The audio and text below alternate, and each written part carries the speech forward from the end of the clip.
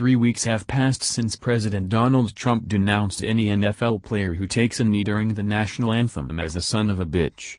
It has been 4 days since the president tweeted, "It is about time that Roger Goodell of the NFL is finally demanding that all players stand for our great national anthem and respect our country."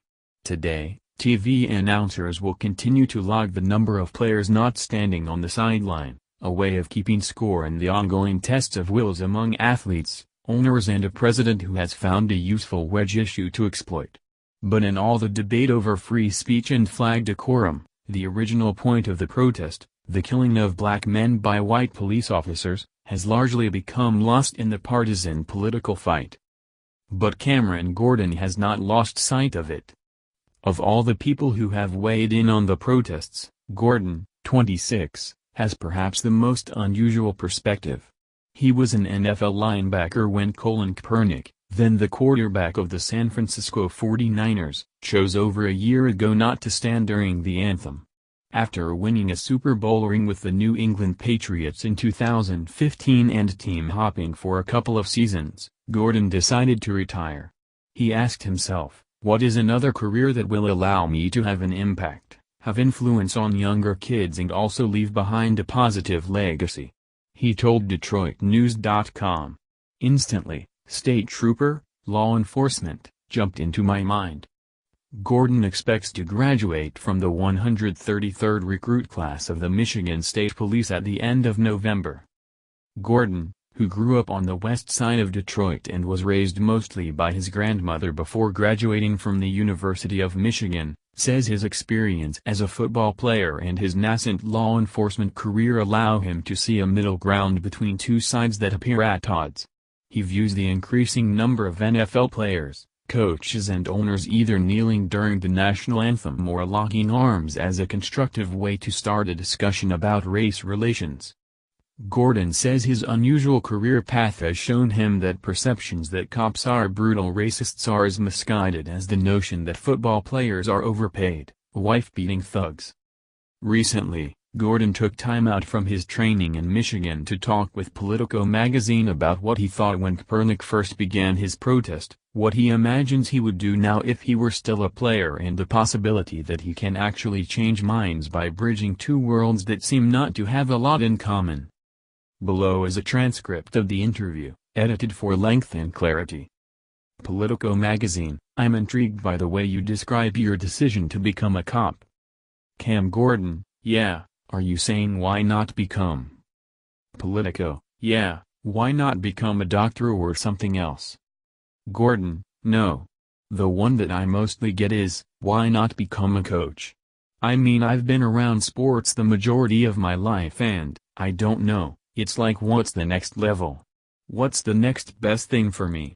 And honestly, at the same time, with the things that are going on in the world right now, why not?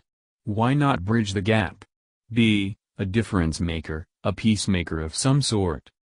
Politico, when you were in the NFL, what were you thinking when Colin Kaepernick took a knee for the first time?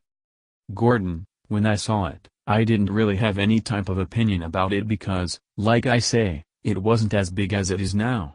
It's for a good cause, I believe. When I saw him do it, it was like, hey, if that's what you want to do, go for it.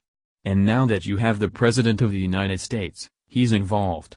There's more people taking a knee, obviously. I like the discussion that it's caused. Politico, you do? Gordon, I do.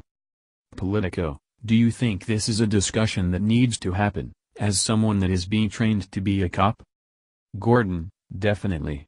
I say that because I've played both sides. I'm, like, torn in between the two because I understand what they're fighting for. Politico, what are they fighting for? What are they saying? Gordon, what they're saying is, we don't feel a part of America and we're submitting to the flag. Which is saying, I want to have those equal rights. I want to feel as though I'm being treated equally when I'm pulled over in a stop or when I'm in need of help. I don't want to feel as if I'm a criminal in every instance I run into law enforcement. You go into the hood as a law enforcement officer, I feel like you can't have an attitude as though everyone's a criminal. Everyone's not a criminal. Some people have bars on their windows just to keep criminals out. When they call you, they're calling for help. Cameron Gordon is pictured. Cameron Gordon is pictured. Courtesy of the Michigan State Police. Respect, that's another thing. Going in there with respect. All law enforcement is not perfect. There's bad apples. Just like athletes. I know how athletes are. All athletes aren't perfect. When the whole domestic violence thing was coming out, I was getting looked at as a person who was, hitting women or something. And I was like, no, that's not the case. Everyone's not like that. Just like the blemishes that police officers are getting right now. Like I said, I have a brother who's part of the Detroit Police Department, and he just stays away from conversations like this just because it's a lose-lose situation. But I'm open to talking about these things because it's good. It's good for the community, it's good for society. I feel like athletes who are taking a knee now, they should have more of these conversations so people understand why. There's no reason why veterans should get mad at them taking a knee. I feel personally there's no reason because veterans go across overseas to fight for our rights. That's no different than what they're trying to do in a peaceful way, and they have the right to do so. Taking a knee, it's a silent protest. They're not burning anything up. They're not tearing anything up. It's a way to start a conversation, and it's different than what you typically see on television. Obviously, they're speaking for someone. They're speaking for people not really in their shoes. Obviously, you're in the NFL, you're making money, but this cause is for people who probably aren't making that much money, who don't know what tomorrow may bring. If I could reach out in my own way through law enforcement, I feel like it's the same cause but done in a different way. Politico, if you were playing with the Patriots today, what would you do? Gordon, there's probably a good chance that I would take a knee. Yeah. And me being in law enforcement now, that's why I'm torn, because I know why. I feel like I know why, and that's because people want to be treated fairly. Like, hey, can I be a part of something that I don't feel like I'm a part of? And that's basic constitutional rights. Politico, what's your outlook of being a black police officer in Michigan?